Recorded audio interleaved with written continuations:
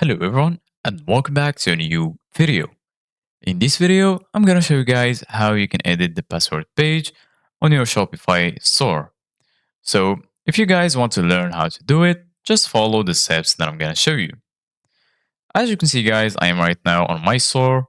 So the first thing that you need to do guys is go right here to the left and you're gonna find all of the sections of your store. So basically, just go to online store firstly, and then once you're here in online store, in themes, go to customize. Once you click on customize, you're gonna be right here where you can customize anything in your website.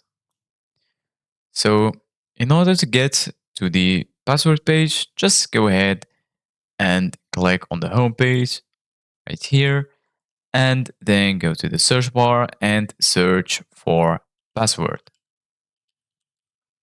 Once you search for password, you're going to find this result. Click on password and then you are going to be right here. So this is how the password page looks like. Basically, guys, you can edit anything that you want in this page. For example, we're going to edit this text. So we're going to type, for example, password.